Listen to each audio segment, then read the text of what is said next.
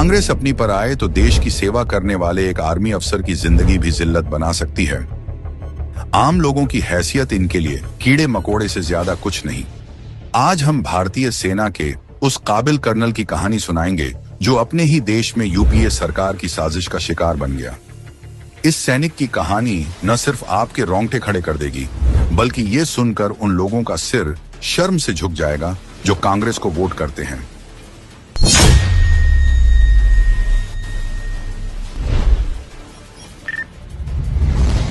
उन्नीस से कर्नल श्रीकांत पुरोहित सेना में थे। 2005 में उन्होंने जम्मू कश्मीर में कई सारे आतंकवाद विरोधी सफल ऑपरेशंस किए। उनके इस काम और काबिलियत की खूब सराहना होती थी। बाद में वे मिलिट्री इंटेलिजेंस में तैनात हुए। ड्यूटी के दौरान उन्होंने आतंकी संगठन, इंडियन माओवादी और अन्य कट्टरपंथी संगठनों की जानकारियां जुटा ली थीं, और शायद कुछ आतंक प्रेमी ताकतवर लोगों को यह बात नहीं भाई।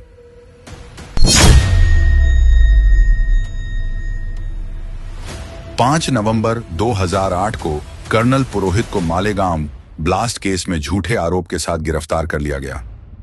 हैरानी की बात यह है कि ठीक 26/11 यानी देश में सबसे बड़े आतंकी हमले से 21 दिन पहले सेना के एक इंटेलिजेंस अफसर को अरेस्ट कर लिया गया। अब सवाल उठता है, क्या पुरोहित को हमले की भनक लग चुकी थी? क्या वो ये हमला रोक सकते थे? क्या उन्हें इसलिए मालेगांव ब्लास्ट में फंसाया गया ताकि मुंबई हमला बिना रुकावट के हो सके?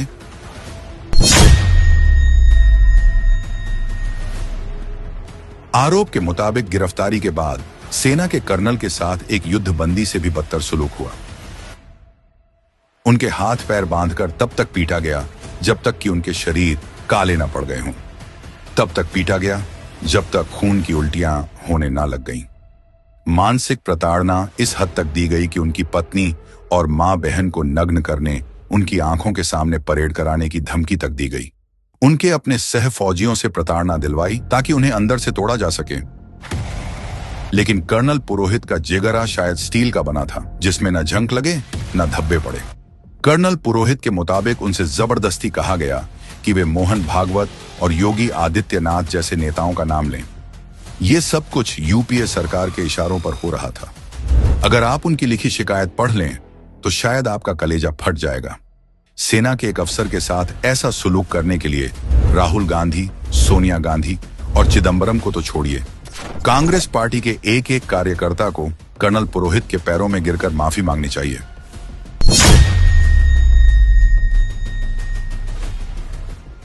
उनकी पोस्टिंग, मीटिंग्स और इंटेलिजेंस ड्यूटी के दौरान उन्होंने जो भी काम किया था, उसे ही आधार बनाकर एक फिल्मी स्क्रिप्ट तैयार की गई, जैसे कि कश्मीर से आरडी लाना, जबकि इंटेलिजेंस अफसर के पास आरडी का एक्सेस होता ही नहीं है। खैर, इसकी सच्चाई तो आगे जानेंगे।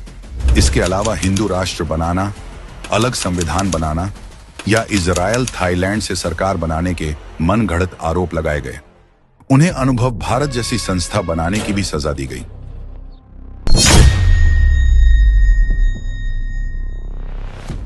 आर्मी कोर्ट ऑफ इंक्वायरी में भी उनकी सुनवाई चली। कुल 55 लोगों से सवाल पूछे गए, जिसमें से 54 लोगों ने कहा कि कर्नल पुरोहित का आतंकवादी गतिविधि में कोई रोल नहीं हो सकता। कर्नल वाई के सिंह ने पुरोहित को आतंकियों और नक्सलियों के खिलाफ एक प्रभावी मुखबिर नेटवर्क तैयार करने के लिए तारीफ की। कर्नल वी एस तोमर ने पुरोहित को एक प्रेरित, साहसी और अच्छा फील्ड इंटेलिजेंस अधिकारी बताया। Retired lieutenant colonel S Raikar ने साफ कहा कि मुझे नहीं लगता कि कर्नल पुरोहित किसी भी असामाजिक या राष्ट्र विरोधी गतिविधि में शामिल रहे हैं जिससे देश की या विशेष रूप से भारतीय सेना की बदनामी हो। इतने बड़े बड़े सेना के अफसर पुरोहित की तारीफ करते रहे, लेकिन ऐसे राष्ट्रभक्त अफसर के ऊपर इतने संगीन आरोप लगाते हुए कांग्रेस सरकार की आत्मा नहीं कांपी। हैरानी की बात यह है कि यूएपीए जैसे कानून लगने के बाद भी सेना ने कर्नल पुरोहित को ड्यूटी से नहीं निकाला।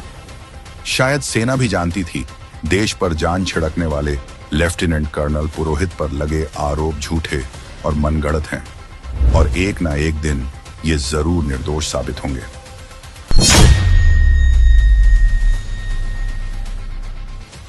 दो 2011 में केस महाराष्ट्र एटीएस से एनआईए को ट्रांसफर किया गया, जिसके बाद चाहे आरडीएक्स लाने की बात हो, हिंदू नेताओं को फंसाने की बात हो या उन पर दबाव बनाकर जबरन जुर्म कबूल करवाने की बात हो। ये सारी बातें सामने आने लगी और सारे आरोप मनगढ़ंत साबित होने लगे।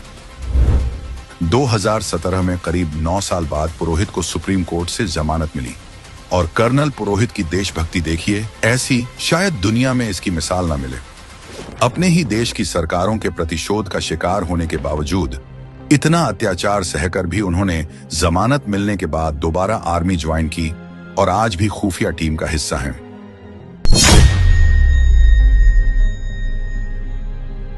वैसे तो देश का दुर्भाग्य है कि ऐसा होने में 17 साल लग गए, लेकिन कम से कम देशवासियों को कांग्रेस सरकार के झूठे भगवा आतंकवाद का नैरेटिव तो पता चला।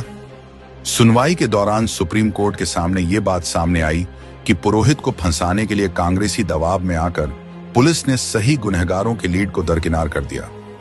जैसे कि मालेगांव के जिस बीकू चौक के शकील ट्रांसपोर्ट के पास ये ब्लास्ट हुआ, उसी शकील ट्रांसपोर्ट की ऊपरी मंजिला पर कभी आतंकवादी संगठन सिमी का मीटिंग हॉल हुआ करता था। और तो और जो भी मनगढ़ंत सबूत पुलिस ने हासिल किए, उसकी जांच वो लोग कर रहे थे जिसके पास ना कोई फॉरेंसिक साइंस का अनुभव था, ना कोई सर्टिफिकेट और ना ही कोई डिग्री। वो अधिकारी थे भी कि नहीं, इसकी क्या गारंटी है। कोर्ट ने सारे सबूत ध्यान में रखकर पूरा अवलोकन करके अपना आखिरी फैसला सुनाते हुए कर्नल पुरोहित को बाइज्जत बरी किया। अब इन सबको देखकर तो यही पता चलता है कि मालेगांव ब्लास्ट के पहले ही कांग्रेस सरकार में यह नैरेटिव सेट कर लिया गया था कि हिंदुओं को कैसे बदनाम करना है।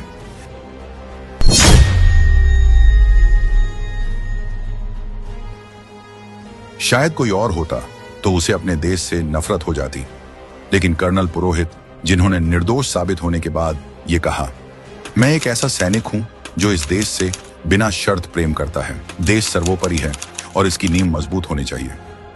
कांग्रेस पार्टी ने लाख कोशिश कर ली, लेकिन वो कर्नल पुरोहित के हौसलों को तोड़ नहीं पाई और ना ही हिंदू आतंकवाद को सच साबित कर पाई। क्या कांग्रेस की सरकार ने अपने वोट बैंक को खुश करने के लिए आतंक के नेटवर्क का तोड़ निकालने वाले देशभक्त अफसर को फर्जी केस में फंसाया था? या फिर शायद 26/11 टाला जा सकता था इसलिए? लेकिन 17 साल की लंबी लड़ाई के बाद सच सामने है। जाबाज कर्नल श्रीकांत प्रसाद पुरोहित गुनहगार नहीं थे, बल्कि देश के दुश्मनों के खिलाफ एक सबसे तेज हथियार थे जिसे कांग्रेस रौंद देना चाहती थी। आज सब कुछ साबित होने के बाद भी अगर हम कर्नल पुरोहित की इस कहानी से अनजान रहेंगे तो शायद हम हर उस देश सेवक के गुनाहगार होंगे जो मां भारती के सच्चे सपूत हैं।